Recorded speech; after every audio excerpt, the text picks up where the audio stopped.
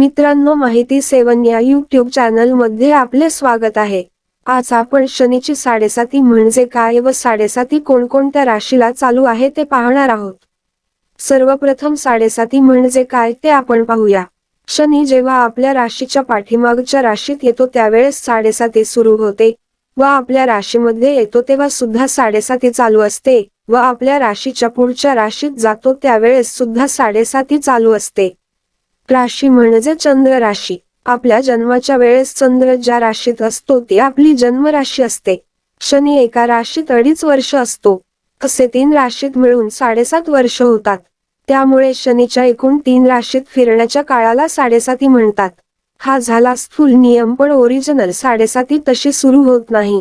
खरी साडेसाती सुरू होते ती आपल्या जन्म चंद्राच्या पाठीमागे 45 अंशावर्षांनी आला की आपली साडेसाती सुरू होते व आपल्या जन्मचंद्राच्या पुढे 45 अंशावर्षांनी निघून गेला की आपली साडेसाती संपते। याचा अर्थ काय? आज 1 ऑगस्ट 2024 रोजी सकाळी 5:30 वाजता शनी कुंभ राशीत 24°29 कला आहे। समजा आपण गणितासाठी 24 अंश धरू। शनी 45 अंश आपल्या जन्मचंद्राच्या पाठीमागे आल्यावर साडेसाती सुरू होते व आपल्या जन्मचंद्राच्या 45 अंश पुढे निघून गेल्यावर साडेसाती संपते। आज शनी कुंभ राशीत 24 अंश आहे, त्याच्या आधी 45 अंश म्हणजे मकर राशीत 9 अंश। म्हणजे ज्यांचा जन्म चंद्र मकर राशीत 9 अंश आहे त्यांना सध्या साडेसाती सुरू आहे व ज्यांचा जन्म चंद्र मकर राशीत 9 अंशापेक्षा कमी आहे म्हणजे 7-8-5 अंश त्यांची साडेसाती आता संपलेली आहे। सध्या शनी हा वक्री आहे व तो मागे मागे जात आहे, त्यामुळे ज्यांची साडेसाती आता संपलेली आहे त्यांची सुद्धा परत सुरू होऊ शकते। सध्या शनी कुंभ राशीत 24 अंश आहे, त्याच्या पुढे 45 अंश म्हणजे मेष राशीत 9 अंश असेपर्यंत सध्या साडेसाती चालू आहे। म्हणजे आता ज्यांचा जन्म चंद्र मेष राशीत 9 अंश पर्यंत आहे त्या सर्वांना आता सध्या साडेसाती सुरू झालेली आहे। म्हणजे मेष राशीला सध्या साडेसाती चालू झालेली आहे।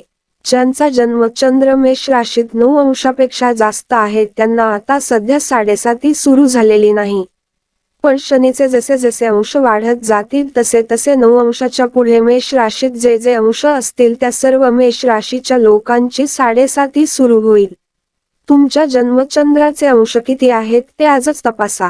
तुमचा जन्मचंद्र जर मेष राशीत 9 अंश असेल तर तुम्हाला आता सध्या साडेसाती सुरू झालेली आहे। ज्यांचा जन्मचंद्र मकर राशीत 9 अंशापेक्षा कमी असेल त्या सर्व मकर राशींच्या लोकांची साडेसाती आता संपलेली आहे। मित्रांनो, साडेसातीचे हे गणित तुम्हाला कोणीही सांगणार नाही। सर्वजण हेच सांगतील की मेष राशीची साडेसाती 2025 मध्ये सुरू होणार आहे, पण तसे नाही। काही मकर राशीच्या लोकांची साडेसाती आता संपलेली आहे, त्यांनी काळजी करण्याची गरज नाही। मुळात साडेसातीमध्ये त्रास हा ग्रहमानामुळे होत असतो, साडेसातीमुळे नाही।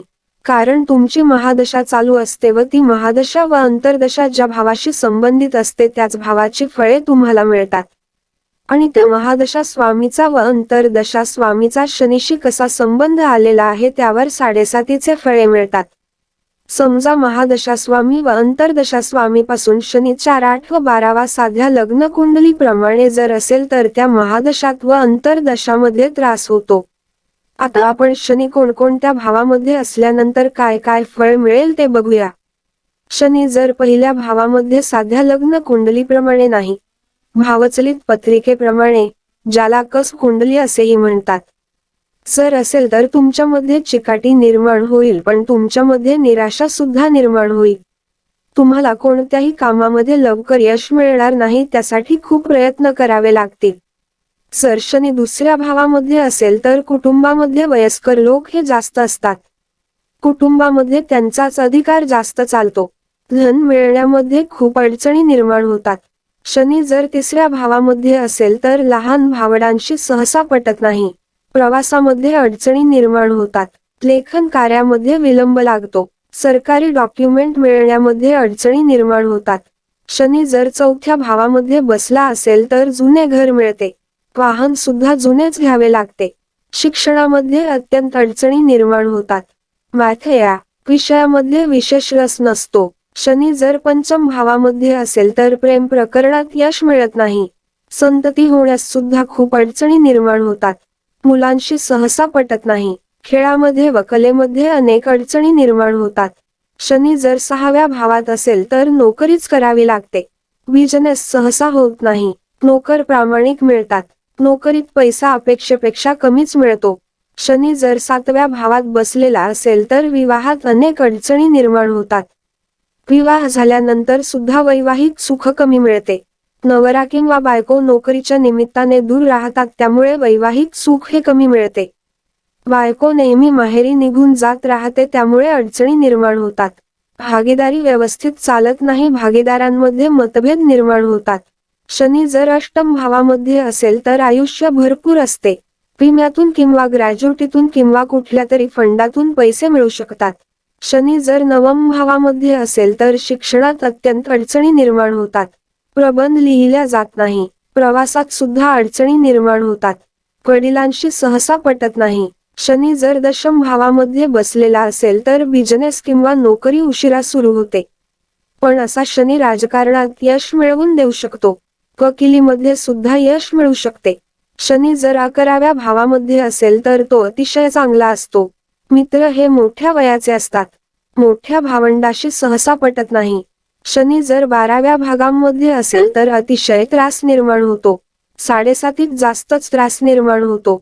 शनी जर 12व्या भावामध्ये असेल तर अशा लोकांनी प्रामाणिक राहावे, कुठलेही बेईमानीचे काम करू नये. अशा कामांमध्ये ते सहसा अडकू शकतात किंवा त्यांना सजा होऊ शकते. शनी जर 8व्या व 12व्या भावामध्ये असेल व ग्रहमान सुद्धा खराब असेल तर अशा 7.5 मध्ये त्रास होऊ शकतो. सहसा 7.5चा त्रास हा ग्रहमानामुळे होत असतो. मित्रांनो, ही माहिती फक्त एका भावात असलेल्या शनी ग्रहाबद्दल दिलेली आहे. पण आपल्या पत्रिकेमध्ये एका भावात कधी कधी अनेक ग्रह असतात किंवा त्या ग्रहांच्या युती किंवा दृष्टी असतात. त्यामुळे त्यात बदल होऊ शकतो. तसेच आपल्या पत्रिकेतील प्रत्येक भावाचा उपनक्षत्र स्वामी हे ठरवत असतो की पत्रिकेमध्ये काय फळ मिळणार आहे. मित्रांनो, तुमची जर जन्मवेळ बरोबर असेल तरच तुमची पत्रिका खरी ठरू शकते. जन्मवेळेत जर 3 मिनिटांपेक्षा जास्त फरक पडला तर पूर्ण भविष्य बदलू शकते. कारण जुळ्या मुलांच्या पत्रिकेमध्ये 4 ते 5 मिनिटं किंवा 3 मिनिटं फरक असतो, त्यामुळे त्यांचे भविष्य हे वेगवेगळे असते. त्यामुळे जन्मवेळ ही अचूक असणे अत्यंत आवश्यक आहे. खूप जणांना प्रश्न पडतो की जन्मवेळ नेमकी कोणती घ्यावी. जन्मवेळ ही नाळ कापल्यानंतर जी वेळ असते ती घ्यावी. 7.5 मध्ये शनीचा जप करणे, शनीचे दर्शन करणे, त्याचबरोबर प्रामाणिक राहणे, गरीब लोकांना मदत करणे हे अत्यंत जरुरी आहे. नुसताच जप करून किंवा नुसतेच दर्शन घेऊन होणार नाही. आपले वागणे सुद्धा प्रामाणिक असले पाहिजे, तरच 7.5चा त्रास कमी होईल. शनीचे हे भाव भावचलित पत्रिकेप्रमाणे बघावे.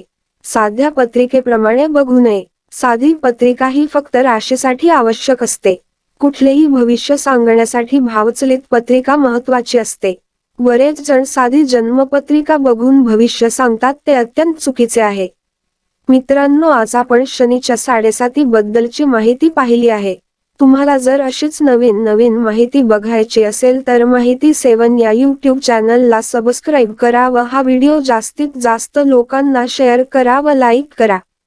मित्रांनो, तुम्हाला अशी नवीन व गूढ माहिती कोणी सांगणार नाही. ती माहिती तुम्हाला फक्त या चॅनलमध्ये बघायला मिळेल. धन्यवाद मित्रांनो.